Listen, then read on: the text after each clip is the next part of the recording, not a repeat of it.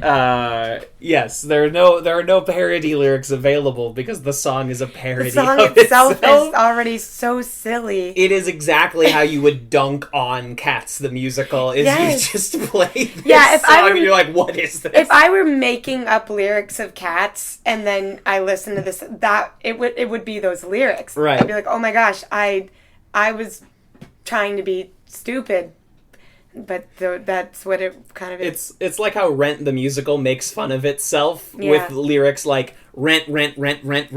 We're not gonna pay rent. Right. You're like, oh, okay, I see. So they are making fun of themselves.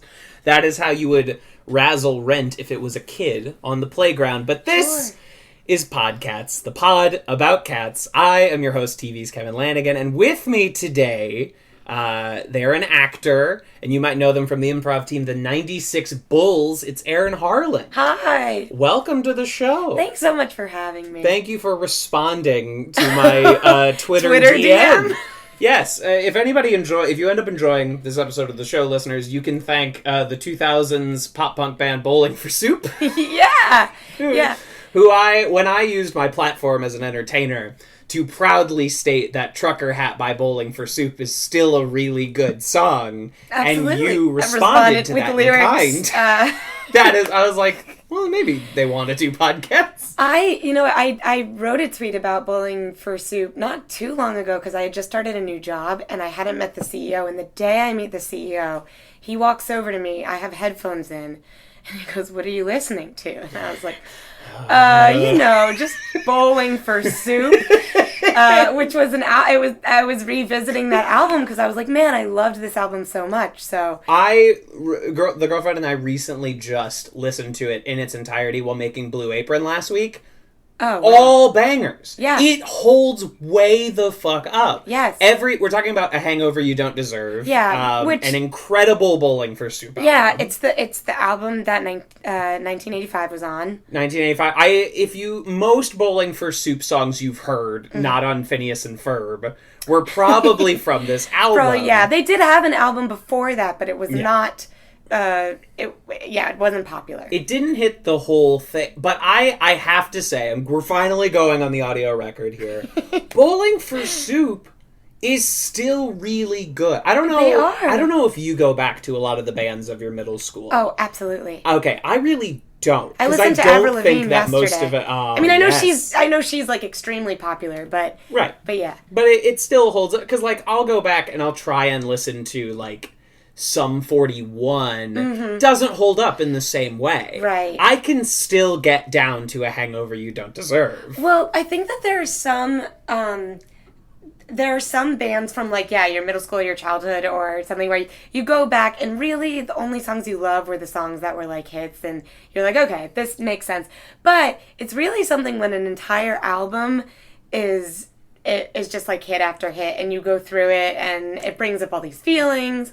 Then I don't know. There's an art, and I feel like nowadays, just in general, people don't listen to. We're not an album generation necessarily anymore. It's more singles driven. It's all singles and Spotify will randomly compile playlists that have a similar sound, and I think a lot of people do new music that way. Yes. And that's not inherently wrong. No. But there is something to an album experience. Oh, absolutely. To really going through it. And I have to say, in favor of A Hangover You Don't Deserve, it's a long album. It's 18 tracks long. Oh, yeah. Oh, really? And so it's 5 or 6 tracks longer than your average album. And it is one of the few cases where I think it should be.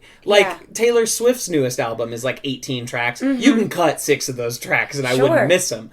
Hangover You Don't Deserve, all bops. All the way down. Yeah. And not all radio hits, strangely, but there were so many. No. Come Back, I loved Come Back to Texas. Loved. Incredible song. Smoothie King.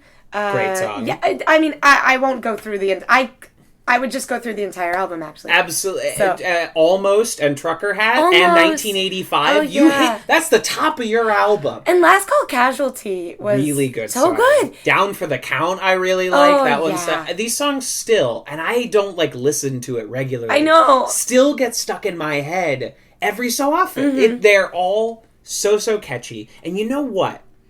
socially, like societally, we don't have to cancel Bowling for Soup. No. There's not, for pop punk of that era, and this is a podcast about cats, but for pop punk of that era, It'll segue. There are not, they don't use gay slurs like so many bands of that era. Oh, yeah. They don't do a lot of songs about how, like, girls don't know what they're doing. No. Like, we don't have to cancel Bowling for Soup, and that's so freeing. A lot of their songs, actually, and I'm just realizing this now that you're mentioning it, was they would make fun of themselves. Yes. They were just, like, kind of burly guys from Texas who were in a pop punk band, which I think, even that alone, I think they already knew that they sort of didn't fit the category of a pop punk band. Right. So I think that just starting from there, they're like, all right, well, we're not going to do things the way people normally did them. They were silly. They were completely unself-serious. They did not have the portents of rock stars, which made them so approachable and so funny. Like, so many of their songs are just funny, and they're not doing skits or playing fart noises. No. But they are so just, like, genuinely charming and funny. Yes, and this is a podcast about cats, but I will say that, I don't know, I do feel like this could be a whole entire thing, but I will say that's the next show. We're doing that's Bowling the next for one. Soup. We go through every Bowling for Soup song. We just talk about how amazing it is. Man, I could do it. Of that one album. But yeah, I mean, the fact that their biggest hit was about, like, a woman in her, I'm going to say probably 40s, who's thinking about how much she misses the 80s. I mean, kind of progressive. Like, right. That's a story that that's a voice that otherwise would not be told. And they told it. For, like, a huge top 40 hit. Yes. It is a kind of melancholy song about a woman whose life is fine, but didn't turn out necessarily the way she wanted it to. She had all these dreams of going on tour and burning the world down, and instead she just kind of had a normal family life. And it's about a woman's midlife crisis. And truthfully, which is so mature. I've never talked about this to my mom, but that is my mom's, like, life, where she was in New York City. She was in bands in the 80s. Damn. She was good, but ultimately she was like, I do know the number one thing I want is a family. She met my dad, they moved to Florida, and she had a family. And she loved it, but now I think she's like, what could I have been? So, I don't know, maybe I should play that song with my mom, and we should have a talk. Just, like, really sit down and listen to, light a candle, and just listen let it out to 1985 with your mom and just see what happens. Yeah, it could be cathartic, We're going to call this the 1985 challenge. All of you who have moms of about that age, I think my mom's a little old for that. Yeah, my mom would have been like 1975. But if you have a mom of that age, hashtag the 1985 challenge. I wanna hear the 1985 challenge. 1985, 96 Bulls. Back to you. But yes, when your boss comes up to you and asks what you're listening to, you want to be able to say Beethoven's Concerto. You want to be able to say, I'm listening to NPR. Yeah. You're always listening to Bowling for Soup or Doughboys or he'll never, I mean, I think anything he asks me, there wouldn't have been an answer. I mean, well, I don't know. I don't really know what he likes. He's kind of a kooky guy anyway, so I don't even know what he listens to. I don't even know if he listens to music. But, you know what? I did me, and... Did you? Yeah. Did you tell him you were like Bowling for Soup? I did. I said Bowling for Soup. I can't remember his answer. I think he was just like, okay. Which is why I think really any answer could have been... Would have been fine. Absolutely. But all right. We'll rein this in a little bit. Get slightly more on topic. What is your relationship, if any, to the Broadway musical Cats? Great question. I do want to say earlier, because I do think I said something about the lyrics of the song that we will be talking about. I said stupid, but I didn't mean stupid. I meant like silly, and I guess we'll get into that. But unquestionably silly. Okay. No matter how you feel about Cats, it is silly. I don't want to offend actual Cats fans, because I I have an appreciation for things that are just made in general for what they are. But yes, so Cats is so unashamed of itself. You think it so? Is the bowling for soup of musicals. It is so There's the connection. It is so silly. It is so earnest. Yes. It is so unabashedly exactly what it is. Yes. And that is admirable. And this is not a show where we dunk on Cats and we're like, what a stupid thing this and that's was. I just want to be clear. Yeah. I don't like really bashing on most things. There are songs we bash. Like, I just edited the episode about Memory, and we take that song to task. I mean, also that is justifiable, I think, because it is, like, probably the most famous Cat song, right? Unquestionably. Yeah. Far and away. So you gotta have a different take on it. And it's I'm just excited. not a very good song. There are very good songs in this musical. Are there? Yes. Oh, yes. I have no... you want a brief charcuterie of quality Cats songs? You don't have to. But I have Spotify open right here. Well, here's what... So I really... I'll go ahead and say this. I grew up doing theater. So technically I'm like a theater kid, but I was not the type of theater kid that knew all of the musicals like that were out. I kind of listened to like the popular stuff. You know, I was pretty similar. Yeah. Like you do theater when you're young or like up through high school because it's what's available. Yes. They're not making movies in your town. So like you do local theater, you do high school theater, and some people absorb it and eat it up in the quote unquote theater kid style. Yeah. But like a lot of us who do a lot of theater just like performing and acting and making something with other people. Yeah. And we don't necessarily know all of the like underground Broadway musicals. That's exactly it. And that's both sides are fine. Right. I agree. Thank you for validation. Yes. So that said, I mean, I do feel like there are the types of theater people and kids that Cats is their thing. Sure. And I like so much music. I really like so many different genres. And you asked me what song we'd like to pick. You said, here's the selection. Here's what we haven't done yet. And it's slim pickings at this point. There's not a lot of meat on those bones. I saw the list and I went, okay, First Instinct is this one. And I listened to it and I could not get into it. Justifiably so. We'll loop back around. Yeah, we'll loop back around. So, but yeah, I didn't listen to the whole album. One, because I was like, I sort of want to go into this not knowing much. Sure. Two, and it is nearly 2 hours. Nearly 2 hours. To listen to the whole thing. Yes. And I don't know if I could. I'm such an open person. I don't know if I could get through it. Maybe someday.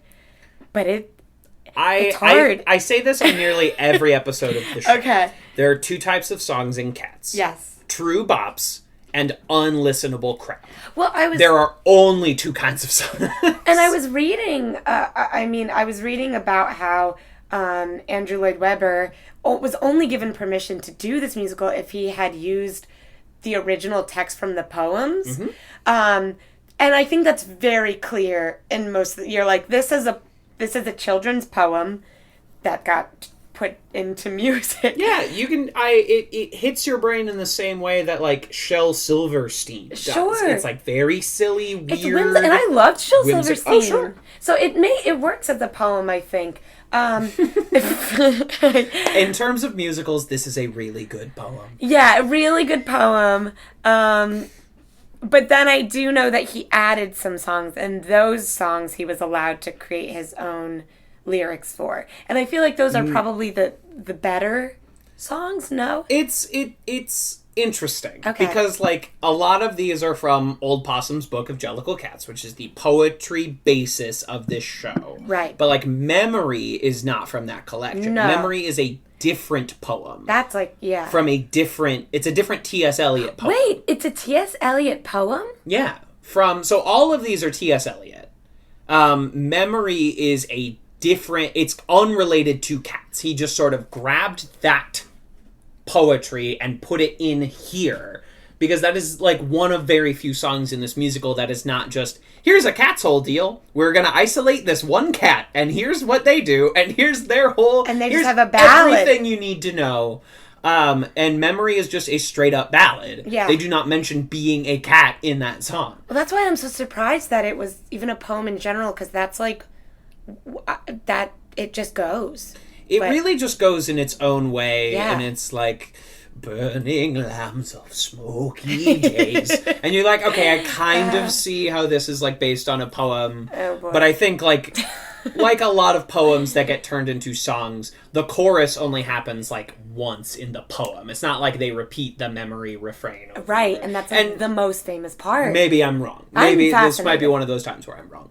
I am not an expert on Cats. I am just someone who is very fascinated by this being...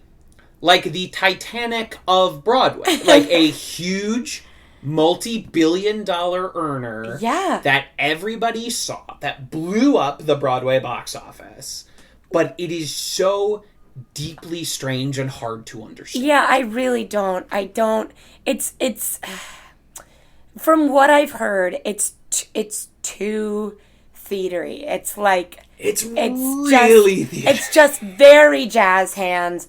And, like, I like Chicago. But I just can't get into Cats. I get it. I understand. Cats needs a wedgie. Yeah. Cats needs someone to make fun of it. Because otherwise we're encouraging it too much. But there are a good number of songs that... Por ejemplo. Right. I also just enjoy the... Oh my gosh. If you offer me pheasant, I'd rather have grouse.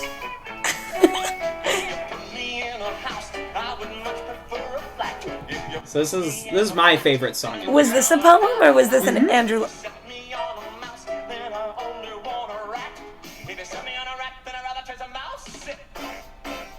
Oh yeah.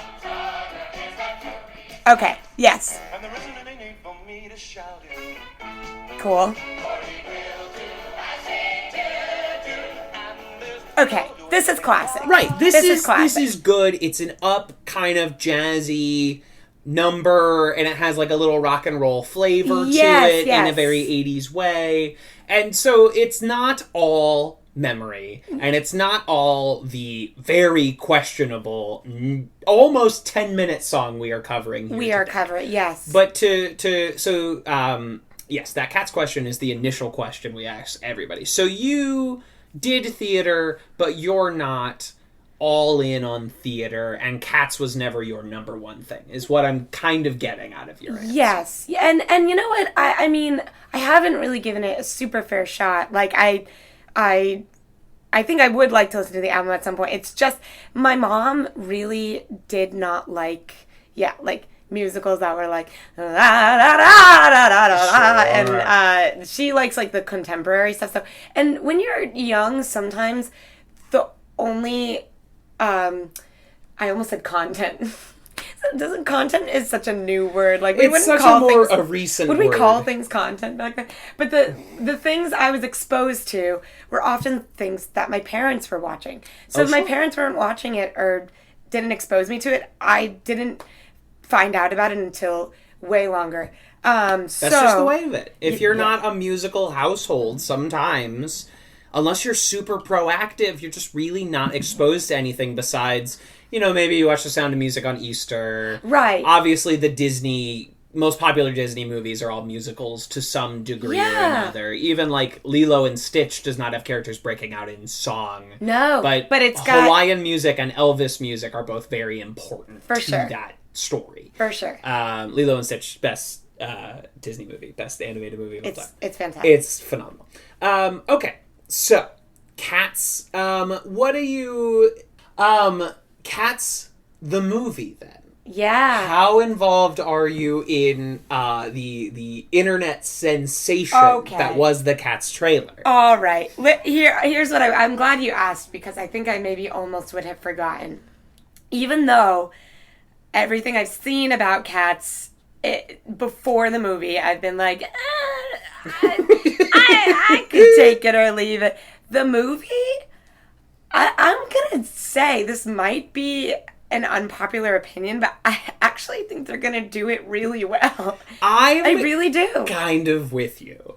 I think it's going to be unnerving for a little bit because we got to get used to these like moving cats. Yeah. I think that's going to, 10-15 minutes in, your brain is going to adjust and you're really going to get something weird and special. Yeah. Well, I think because there's a more, this might sound dumb, to me there's a more real element to it. Like, on stage, they're in these obviously furry costumes. Mm-hmm. You know, they're wearing makeup and stuff. In this, they've got this, like, CGI thing where their faces are a part of the bodies and the cats. There's furniture that's bigger than them, so you are like, okay, they're cat-sized. I don't know. I think it looks really good, and I just think the cinematicness of it will help, rather than it being, we're on stage, jazz hands, we're on the risers, we're in the, like, I think that's going to help. The only thing I will say, and this is really more of a trailer thing that is like a pet peeve, you know, when it like cuts to Rebel Wilson being the comedic relief. Yeah, and then like falling or that I know. That's almost the end of the trailer. I know, and that's so weird. That's an editing thing for me. I'm like, all right, I get it. She's the going out on a laugh. Yeah, that's it. But otherwise, I was like, I'll go see it. This is new. I love this. I love that you are bringing this to the Really? table. Nobody else has been... Because everybody comes in here and they're like, the cats are so weird. They look so strange. It's so creepy. I love that you were like, no, I'm in, like, this is better. It's and like an animated movie, but you can see their faces. Good. That is such a good... And that's perfectly valid. Like, it's not... we've all been dunking on it. We're like, oh, terrifying cat people. And... no, for a lot of people, the artifice has been stripped away.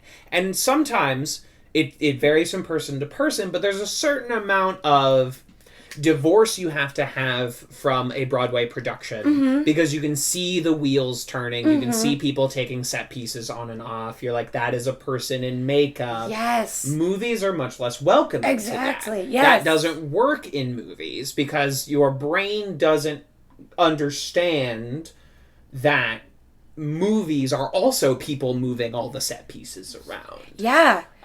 It's a different mental mode that you're in, and the artifice is being stripped away. Like, they are trying to make it the quote-unquote ideal version of this production, where there is no difference between the human and the cat that they are playing. Yes. Interesting. I think cutting is going to, like, be a big help, because I am also one of those people where, as much as I love theater productions, especially in plays, because plays are more word heavy, I will, for the first 15 minutes, be so engrossed in the set design. I actually prefer when there's like less, more for my attention span, because I'll come in and be like, oh my god, this set, and I'm like looking at all the books on the bookshelf in the apartment, and I'm like, there's a reason every single book in there has a purpose. I have to know whatever. So I'm not paying attention to the words, I'm looking at this thing in the background, and then as soon as I'm like, okay, great, now I can pay attention, they changed the set. And for, like, with movies, there's cutting, I can rewatch things, I can rewind. Yeah, I really think it's going to be, I don't know. I do think the trailer had, like, kind of a magic to it. And, like, interesting. A Disney way, you know? And that's how I feel about that. I love and we'll that. Thank you for bringing in some variance of opinion. Thank you for breaking the mold. I still think maybe the ideal version of the movie would have been a 2D animated version where the cats are cats, like cats where they're like on four cats. legs. Right, they're on four legs, you know, Aristocats style. Secret Life of Pets, yeah, but cats. You're right, Secret Life of Cats. That is, I think, maybe like, should have done that. But this is more interesting. Yeah. This is more volatile, and this could really go really well or really poorly. Yeah. Because they took this weird chance on it. Yes. That other people would not have taken. Yeah, and you know what? I think of it as like, I mean, it is mostly computer generated. Yeah. The sets are real. They built them. Yeah, and I also love when things are either bigger or smaller than them, what they are. So like the largest chair in the world or something, into it. The smallest miniatures, very into it. So for me, I think I'm really going to enjoy seeing that, appreciating that. And I have asked people this question before. It goes one of two ways. Mm-hmm. Either people have an immediate answer, or they're like, that doesn't make sense and that's weird. Which is, when you were younger, did you have a crush on a cartoon animal? Like a straight up cartoon animal. Uh-huh. I don't think I did. Okay. I'm not going to say there's anything wrong with that, because you're a kid, and a lot of these animated characters, they're very sexualized. Well, they're drawn kind of as like they're drawn like people, but they have people. like animal faces. Exactly. Yeah. So people very much of the time agree. Robin Hood. Robin Hood's hot. Robin Hood is hot. Robin Hood is hot. It's undeniable. He walks of course like talking a person. About they're dressed like people. Animated Disney Robin Hood, where he's a fox. He's a fox. I mean, he's a fox. He's a fox. Maid Marian, same way. Also, she's a fox straight too. Up fox. She's a real hottie. Yeah. I was never cartoon characters. Yes, I never was really interested in the animals, and there's nothing wrong with anybody being like, "That's a hot fox." Because he's drawn to be a hot fucking fox. Right. But I was not on board for that. Sure. And that's okay. And I will say, like, I want to go on the record and say I'm not attracted to cartoon animals in general. There are some that, and also when you're a kid, Max Goof's like little crush in the Goofy movie. Yeah. Okay. They're I know she's a high schooler, but she barely looks like a dog. Yeah. Barely looks like a dog. She barely has what is she? Weird canine feet. Like her nose is different, but other than that, she's a person. She's a person. Right. I think even her specifically, a lot of them had like dog ears. Mm-hmm. She didn't. She had like human It's covered ears. By hair. She really just has the kind of like the brow and the nose. But other than that, she's a human. So I think in a reverse way, Cats is like, to me, it's, I think maybe just because it looks more real, maybe that's freaky to people. Like you can see I guess it's easier for something that's like an animal to look like it has human qualities than like a human to look like it has animal qualities. Maybe that just like kind of freaks people out. But I don't know. I think the performances are going to be great. They're introducing a new A-list talent, but then they're like, I love and introducing. Always good. I'm so happy for that person. And introducing Shia LaBeouf. Yes. That's the only one I can think of right now. They're everywhere. Who introduced Shia LaBeouf? Holes claims to, but Even Stevens had been on the air for years. Yeah. You were not introducing Shia LaBeouf. Holes. And it was also all still Disney. It was all still Disney. So like Disney knew about Even Stevens. Yeah. They knew about Beans. They knew about Beans. They knew about Beans. We all knew about Beans. We know your secrets, Disney. We know about Beans. That's the only one I can think of. Anytime a movie like prominently features a kid, it's most of the time a kid. Right. Yeah, it feels weird to be like, and introducing this adult human. But I think Cats maybe has an introducing of this, like, white cat, our protagonist? You know who also did it, actually? Les Miserables. The girl who sings, in the feature film edition, the girl who sings On My Own. Oh, she was new. She was new. And she was an introducing. She was almost Taylor Swift. Wait, what? That role was almost Taylor Swift. Oh, no. I know. I'm so happy. We almost got Taylor Swift's rendition of On My Own. Because, and I don't know, that would have been something. Would love to see. Something is the word. I think if Taylor Swift wants to cover that song on her own, cover On My Own on her own, I would be into that. But that cast had a bunch of A-list celebrities that could do that. But I don't know. They need one fresh person, and I guess usually it's their feature film debut, because I think she was on, most of the time they are on Broadway. The and introducing means like, oh, they've been on stage for 10 years. Yeah, they're probably better than everybody and deserve to be in this movie the most. However, this is their first role. It's like the first season of Fargo, where like Allison Tolman is our main character, right. And they're like, "Where did you come from?" And she's like, "Stage. I've been doing theater for 15 years. Absolutely. Where were you? Where did you come from? You only care about me now that I'm on Fargo." Mm-hmm. She destroys Fargo. Check it out. She destroys everything she's in. So fucking good. She's got that new show. I haven't seen it, but the Subway has told me she's got a new show. She was in the show called Downward Dog, and it got canceled. Do you remember that? Okay. Did you hear about that? Which one was Downward Dog? Was that the one where the dog talks? Yes, the dog breaks the fourth. It's actually it sort of doesn't make sense, but I did like it. It was like mockumentary style, but only for the dog. They did not do mockumentary style for any of the other characters. It was just the dog had talking heads. The dog had and it really did. It wasn't like that's so strange. It would have made sense if it would have been the dog narrating, which it did do. They would have a talking head of the dog. I'm also pretty sure that I don't enjoy this when the mouths move. I would prefer when they put, like, the trick is they put peanut butter on the nose, and they just kind of look like they're bobbing their heads. Yeah. But it had, like, a CGI mouth. No, thank you. But everything else about the show was actually so smart and sweet. Sure. And she was amazing. I would say, just go dog telepathy.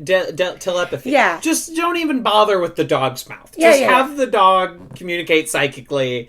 And just Homeward Bound, they didn't like have the bulldog, Michael J. Fox bulldog, like always opening his mouth. They were just like telepathic. And I prefer it. It's distracting to me to just like watch the dog. If the dog's whole thing is going, I can't focus on what actually is supposed to be happening. Yeah. I was getting Downward Dog confused. There was an Amazon pilot around the same time about a yoga instructor. I'm pretty sure it was also called Downward Dog. I mean, that makes sense. But the yoga instructor's mom had smoked weed while he was in the womb, and the weed had worked its way into his DNA. So he was incapable of not being chill. So his, like, wife would leave him and be like, whatever, dude. Because the weed was in his, like, his blood, like, forever. Because his mom smoked pot when he was a baby. What genre? No one has ever brought up the show before. What genre was that show? Was it a comedy? It was supposed to be a sitcom. Yeah, it was supposed to be, like, I mean, I don't know how you sustain that premise for seasons of TV, but I saw that episode, and so interesting. I think it was also called Downward Dog. Okay, I mean that makes sense because of the yoga. Exactly, the yoga thing. I mean that's what Downward Dog is a pun on. Oh, I hope Allison Tolman gets better than talking dog shows. But okay, we have a 10-minute song to talk about. Here we go. It's about time that we dove into, and we haven't even spoken its name. I know. I didn't want to spoil it. But here we go. The Jellicle Ball. The Jellicle Ball. We won't actually have a lot to talk about because there are like 10 words to this song. Spoilers. Yeah, most of it is instrumental. Here we go. Here we go. Okay. Oh, it's creepy. It's creepy. Do not adjust your dial. You're entering the Twilight Zone. It does sound like that. Come out tonight. Jellicle cats, come on, come on. The Jellicle moon is shining bright. Jellicles come to the Jellicle Ball. Jellicle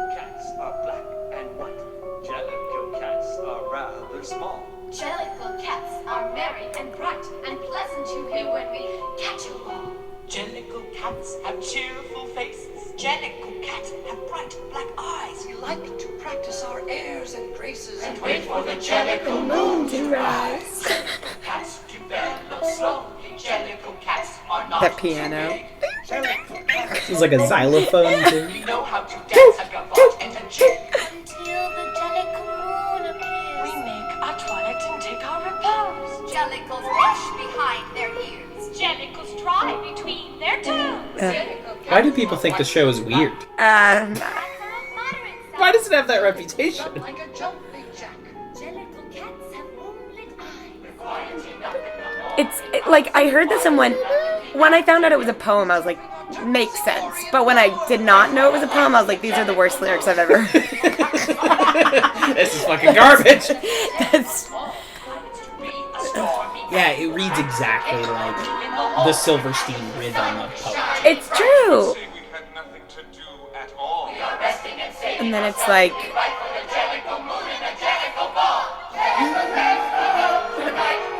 this would be overwhelming for me. I'm getting stimulus overload just like hearing it. Yeah.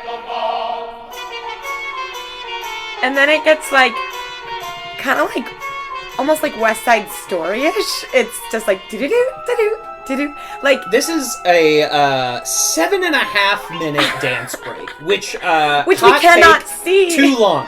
Hot take? No. That's long. Yeah.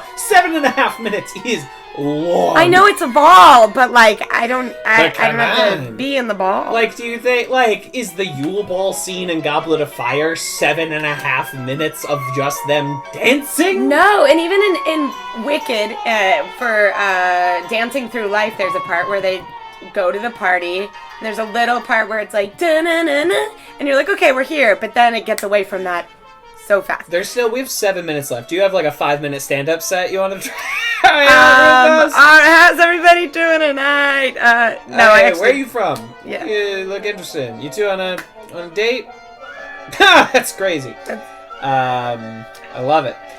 Normally, for these episodes where we cover songs, I listen to these songs like 5 times in the 2 days leading up to this recording. No, this is one. This was No, that's all you need. I gave it a once through, but that's it. Like, you've heard it. Here are the things that Jellicles do. Right, We're all in a ball. these are Jellicle cats, whatever that is. It's a, and this still makes no sense. It is a Cockney interpretation of Dear Little Cats. That doesn't, phonetically, that still doesn't make sense to me. That's what I... Jellicle, Dear Little, Jellicle cats. Jellicle Cats. That's what I read something about, like, T.S. Eliot's, like, niece was trying to say Dear Little, and she was like, Jellicle cat. Yeah. I don't buy it. That kid's stupid. I don't buy it. Yeah. Kids say shit weird all the time, but I don't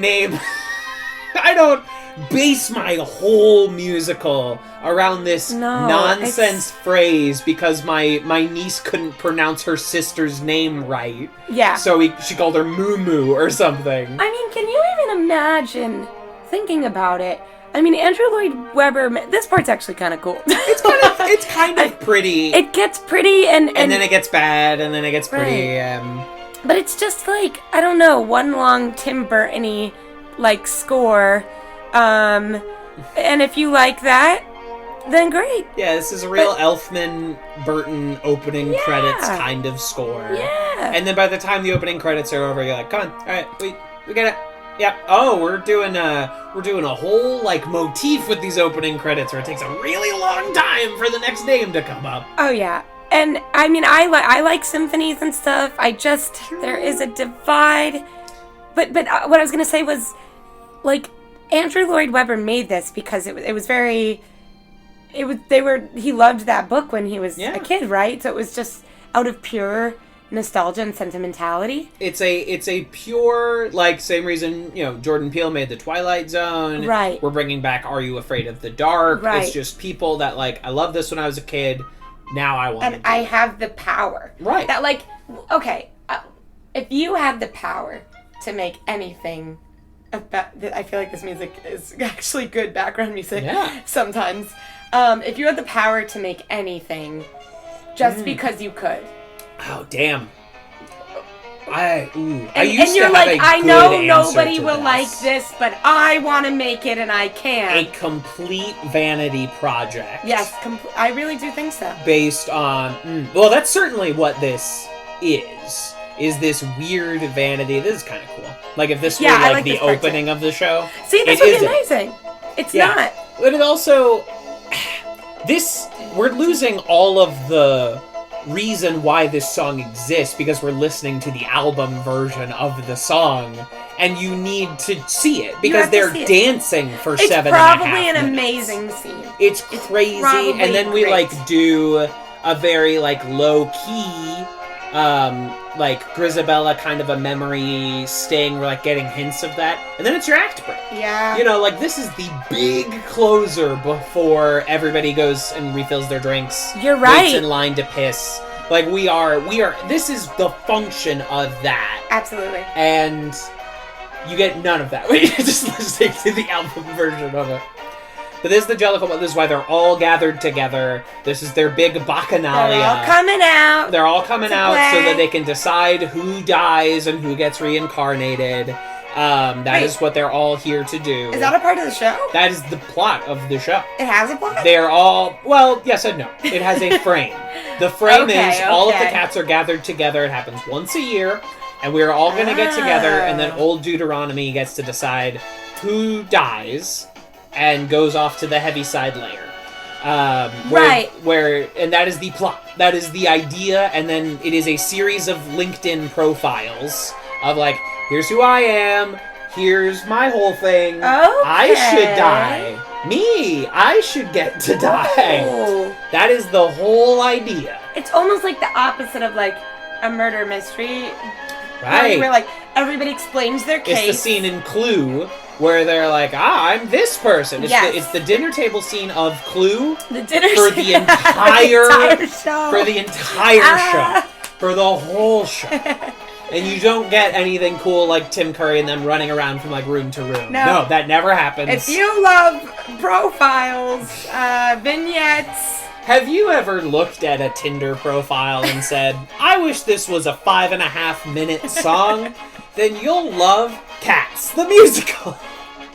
And I've actually, this is now my 14th hour of talking about Cats on microphone. And I have developed a real affinity and fascination for Cats. I think it is a very interesting show, even if it's not a show I will ever just sit down and listen to of. But it is interesting. And I gotta tell you, there are movies coming out later this year that I think are going to be great. I am not interested in any of them as much as I am interested in Cats. I mean, it's historic. It was a huge Broadway hit. $2 billion in 1 year. It's what? Yeah. What year? I don't remember, but it made $2 billion. It was 93 or 83, 84. Wow. It's one of the biggest successes in the history of Broadway, if not the biggest. It's Cats, Phantom, and Lion King, and there's your. I guess Wicked and Hamilton are now up there as well. Sure. But those are all the three longest running shows, I think. Mm-hmm. Yep, went for a long time. Yeah. Oh, Cats went for 20 years. Phantom is still going. Phantom, I think, is now officially the longest running. That's probably true. And then I feel like Lion King will eventually surpass it.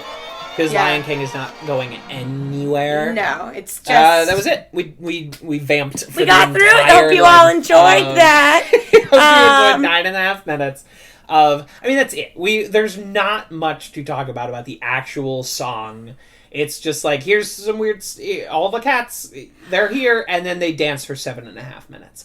I have a feeling that we are either going to cut most of that, or it's going to be very different in the movie. I think in the movie, we're probably going to get, some dialogue intercut with all this dancing. It's come on, we're going to be late. And or someone sits down and you need to understand this about cats. While there's some cool dancing in the background that we're cutting back and forth between Moulin Rouge style. Exactly. Yeah. It's transitional.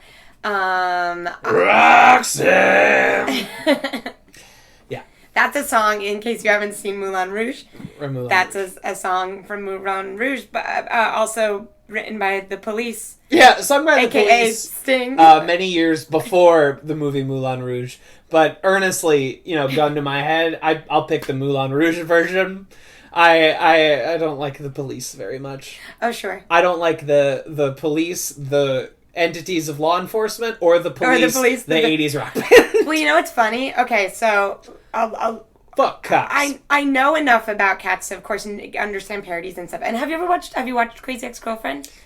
Not the 4th season, but everything else. Has anyone brought this up? It's about time. Okay, here I go. I get nervous because I'm like, someone has definitely talked about this before. There must be so much repetition. Need never feel nervous about what you're bringing up. There's only like a couple things that keep coming up, and it's all related to the Cats trailer. Okay. So don't feel the pressure to not say stuff. Okay. It's all just people being weirded out by the cats. Okay. That's it. Well, I'll say that in Crazy Ex-Girlfriend, which is a show... Crazy Ex-Girlfriend. Yeah, oh God, it's amazing. One of the best shows of the last few years. And if you like improv, if you like sitcoms, if you like well-structured comedies, but you also love musicals and you also love parodies, that's like the perfect combination. So Truly. There's an episode where she is trying not to really date anybody because she's been like spiraling in relationships. So she's at home. She goes to like watch porn. It's not really like doing anything for her. Then a pop-up, I don't, or something happens. She gets like a news video about how there's like this stray cat problem going on in the county. And she's like, oh, that's weird. And then she has a dream, and it's someone doing a cats thing. And basically the entire episode, when the cats come in, which they do often, it's the cats are actually a metaphor for her vagina. So there's Itchy Cat, and that's Fred Armisen being like I am the itchy cat. I don't think I've seen this episode. I feel like I would remember. I think it's from the most recent and final season. The 4th season. Okay, I haven't seen it. But yeah, they're all, and it goes. But there is a part where she's watching the video where the news cats, this news story about the stray cats comes up, and she goes, I hate cats, both the animal and the musical, which you basically just said about The Police, kind of. Oh, yeah.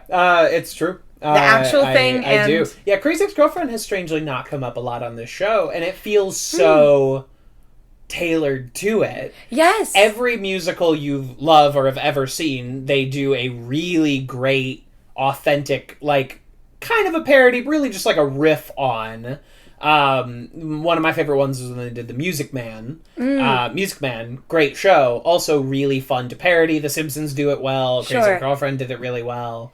Yeah. The classic things are, I think, because we see them so much, like, yeah, there has to be something kind of different about it. It is kind of amazing that they found a way to parody it in a way that hasn't been done before, because even the lyrics they wrote were like, we are the stray cats of blah. And then there's a line that's so self-aware.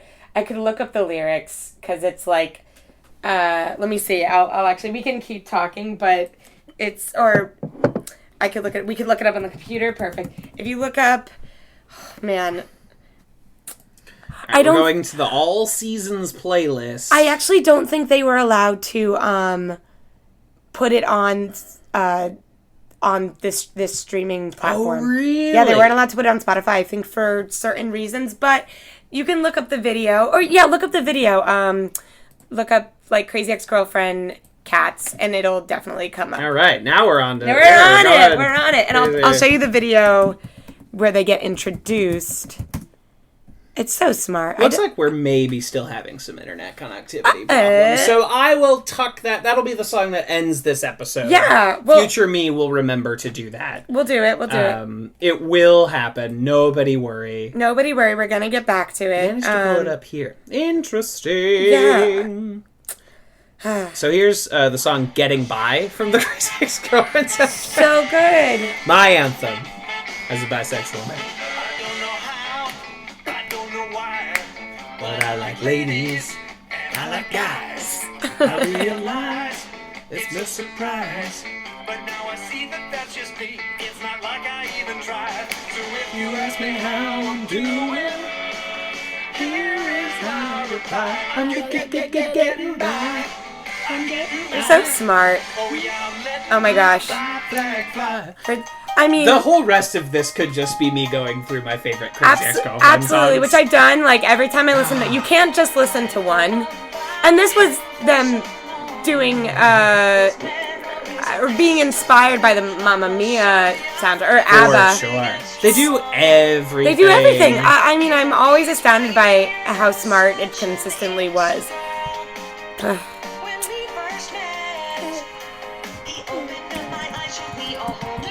Yes. That's my favorite. They Yes. don't. First penis I saw. First penis. Very first penis. First penis. Very first penis I saw. This is actually okay. This one is my favorite. That's song my favorite in too. The whole, and people, I laugh so hard. At so this do song. I. And it's because And this it's a guy Jersey is so good. voice.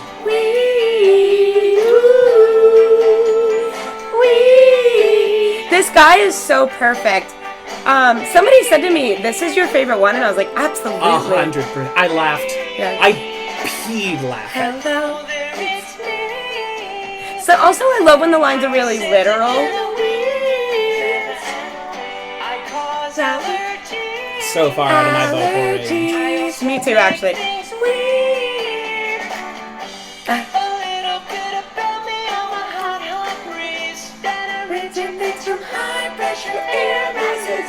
Scientific. You learn so much from this. You actually It's do. like Bill Nye.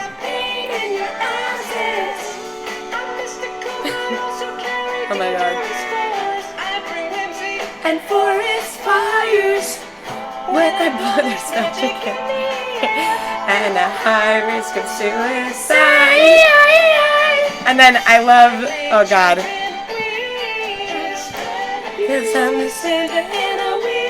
This one I'm like, they just threw this. To reiterate, I make things weird. things weird. When I blow, it sounds like wee. That's the lyric. Because I'm the wind and also kind of a narrator. It's great. I love when things are like self-aware and kind of literal, but still so good. That's just a chunk of it. It's they brought it back multiple times in the episode, and it was fucking hilarious every time. That's why when I heard Jellicle Ball, I was like, these can't be the these can't be the actual lyrics. They're too. It's too. They didn't put this on literal. stage. It's like Jellicle cats come out tonight. Jellicle Cats are the come Jellicle cats are black and white. Jellicle cats like the moon, and I'm like this is a I like they were asked to read aloud in class by their teacher, and they're like, "What poem did you write?" And I'm like, I wrote a poem about cats. Jellicle moon is shining bright. Yeah. Jellicle. These are cats. These are what they like. Here's a few different variations of how I could describe a cat. And This is a poem about my cat. And again, my cat has orange stripes. My cat is a butt white. My cat. Now it just sounds like My Dick by Mickey Apple. Well, that's because I don't know a ton of it. I know the famous Andrew Lloyd Webber things. He's done a lot of really amazing musicals. Yes. School of Rock? School of Rock. Did School of Rock. Amazing. We have not really brought up School of Rock, the musical, on this show. And that's connected. So when I heard the lyrics, I just could not believe that he had written them, which is why it was kind of a relief that he did not write them. He just adapted them. Well, of course, School of Rock, the movie, also name drops cats. No way. Yeah. I haven't. Wait. Oh, wait. I know. Summer, what can you do? Oh, right. Memory, all alone in the moonlight. That's That's Manager, interesting. band Manager. School of Rock, a perfect film. Groupie? And then the looked guy up who Groupie. fucking did Cats goes on to do School of Rock the musical. Amazing. Stick it to the man. Neosis. See, he's capable of so many He's great got things. range. And listen, The man's got range. if you ever sit down and you listen to Cats, I wouldn't recommend it. Look up what the best songs from okay. I have said for a while I'm going to put together a list of the good songs from Cats. I will send that to you. And they really do cover a vast array of musical styles. Okay. Of Broadway styling. history, of music history in general. They cover it's a really versatile show. Is but there a a lot of it tango? is really bad. Do they have a song that's a tango? Kind of. Like, I feel like every musical has a song that's a tango. Right, like Roxanne from Moulin Rouge. Yeah. I'd have to really think about that. And what is the tango? They have a lot of ballads. They have like a whole opera sequence. Makes sense. Where they do this like dramatic opera type sequence for like a story within the show about this cat who is also a pirate named Growl Tiger. These are made up things. Well, it's mean, gonna they be are in the made up movie. things, but- it's not in the trailer, but we are going to get an elaborate boat fight sequence they're holding back. starring They're Ray holding back. Winstone as Growl Tiger. Absolutely. So be prepared for that, everyone going into Cats. There are going to be pirates. Oscar winning. Everybody knows. It's gonna okay. So we're going. This always comes up at the end of the show. We are right about there. Oh boy. Oscar predictions. Are you an Academy Awards kind of person? I am. That's fine. I am not really. I used to watch them because I thought it's just what everybody did when they liked movies. Yeah. I don't really do it anymore. Don't super enjoy it. I get that. It's become very, it gets very political. It gets very, kind of commercialized. Yeah. I mean, it is really essentially a huge commercial. Also, there's behind the scenes stuff about how people get nominated. It's not just, we thought they did great. There's a whole politics rigmarole. to it. Mm-hmm. There were some very bad people who were very good at getting movies nominated for Oscars. There was a reason Leonardo DiCaprio did not win or was like nominated for an Oscar for many times, and that's because you kind of have to kiss up. There's like all these PR things. I won't go into it. It's a whole thing for your consideration. But you guys, people, the Oscar is. Yeah, it's so yes. But I do love the event. I mean, I think as an actor, it's always for the most part an actor's dream. I wish I could be the cool person that's like, nah, I'm not into awards. And if I even got nominated for something, I wouldn't even go. I wouldn't even show up. No, but I would totally go. I would absolutely go, and it would be insane. And I would try to stay a human. I would be Saoirse Ronan, hopefully, who stole spoons from it to bring to Ellen, but then left halfway through to go watch the rest of it in pajamas with her friends. I stole spoons from the Oscars. Yeah, I stole spoons from the Oscar to give to Ellen. And she stole absolutely spoons? loved it. She thought it was just the funniest thing. Yeah. Oh, we love Saoirse. We love Saoirse. Flawless American accent. Best American accent I've ever heard. Is Absolutely. Saoirse Ronan. Nobody else She's been does doing it for so long. So we've had all kinds of Oscar predictions. We've had people come on here, they say sweep. We've had people come on here, they say nothing. And now we haven't seen the movie. We have not seen but that's part of the fun.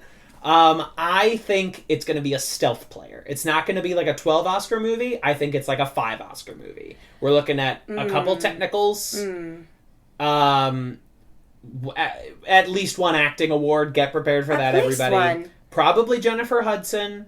I think there's also good money on Ian McKellen or Judi Dench because we are running out of opportunities to nominate them, and these are very showy parts. These are very parts where they're going to get a song or a sad song about them. I think this might be Ian's time. I'm putting good money on Ian because he's never gotten one before. Yeah, it's and almost we are bait. running out of Ian McKellen. Yeah. It's almost bait in that he has been casted, but it's not because he also has not won. He's been cast as an old actor cat at the end of his life. He never really made it. Aww. That's Academy Award. Oh my god! But that's catnip. Oh my gosh! Yeah, that yeah, that will be catnip. I like that you said that. Thank you. I said bait, but I like catnip. Catnip is good. I think there's gotta be at least. I think it'll have some kind of special effects nomination. Has to. You know, It's undeniable. It's gonna happen. Probably, it's gonna win. Probably set design. Probably, God, I don't know. It'll have. I think it'll have technical nominations Across the board. Oh, sound design, sound mixing. Yes. Original song.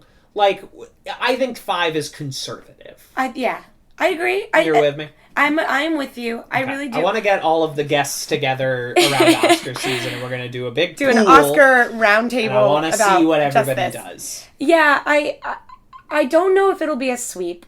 I think it could, ironically, it could be an underdog, but we don't know. It could go either way. Woof. But also, my question is, will it have a brand new song? Yes. That's going to get nominated shoo-in. for new original It's a song. shoo-in. I guess it's up against Aladdin and The Lion King, who did the same thing. It's kind of crazy, I guess actually. Dumbo, but probably not Dumbo. Isn't that kind of crazy, though? I mean, and we still have a lot of months. Like, I feel like there are a lot of movies that come out. Oh, well, that's coming out closer, too. So that's coming out like Christmas Day. That was strategic, yeah. Oh, yes. Because there's a lot of things that come out end of summer, early fall, where you're like, oh my God, this is just everyone's gonna love this. And then, I don't know, it gets forgotten. Again, reasons beyond us. But, if you had to put a number to it. A number. Noms. You don't need all the wins. Nominations. Noms. Okay. Of the big categories. I will go with 3 to 5. I do think 3 to 5. 5. I think Okay. 5 sounds viable. 5 is good. I'm Yeah. amending it. Right now I'm at 8. Because 8. once you get... There's 2 kinds of visual effects awards. There's 2 kinds of sound awards. Also original song. That's just the technicals. That is not including director, picture, or any acting awards. Right now I'm at 8. Okay. That's what I'm saying. And I think everybody's going to be like, what? But, like, look at the shit they nominate every year. Bohemian Rhapsody walks out with a ton of awards. Green Book walks out with a ton of awards. Like, fuck it. I 8 for Cats. True. Anything goes. Another musical. Yeah. But anything goes. I think West Side Story won... I know these are 2 different numbers, but they either won 8 or 13 awards in the Oscars. And for a long time, I think... They're probably still the top, but they were the top movie that, like, won the most... Oscars. Yeah, now it's... what is it now? I think it's like Return of the King tied with Avatar. I want to say it's something like that. Okay, and can we tied with Titanic. Can we say something?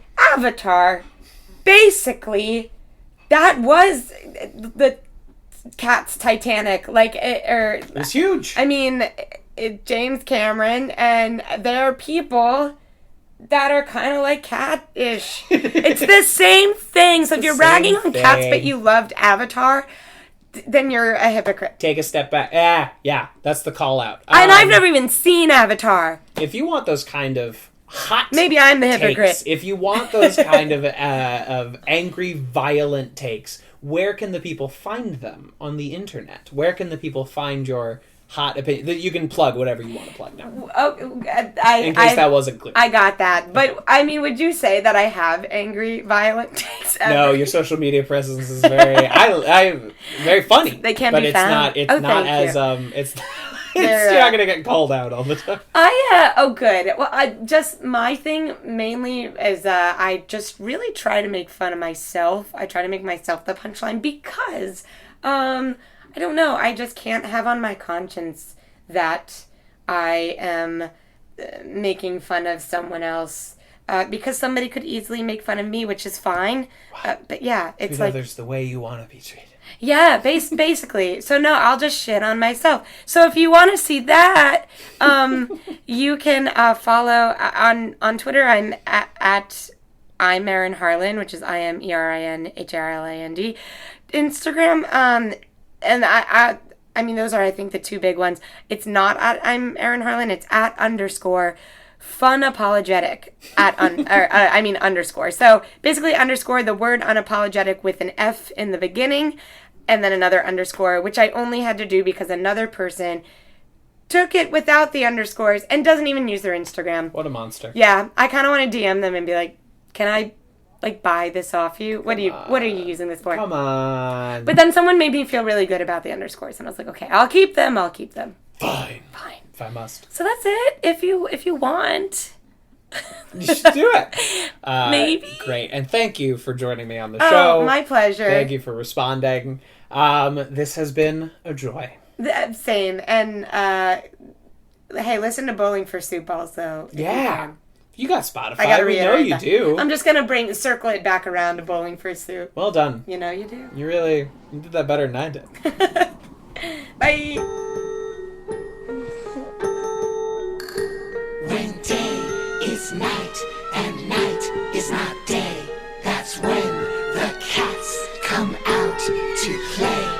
Yes, we are the feral cats, roaming west Covina streets, singing songs about ourselves over early 80s Broadway beats.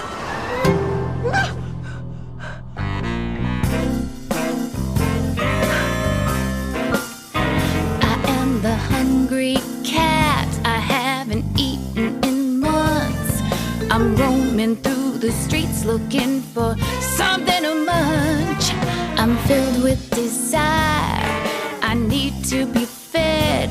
Don't be mad if you find crumbs, 'cause I like to eat in bed. I'm a lonely little kitty. Stroke my fur, it's soft as silk.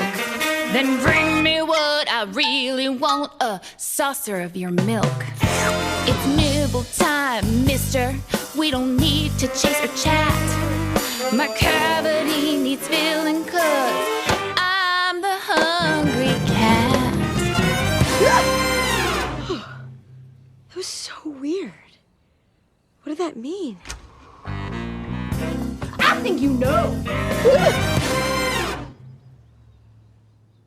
Oh, I need to get laid. Yeah. This has been a Talkback Podcast.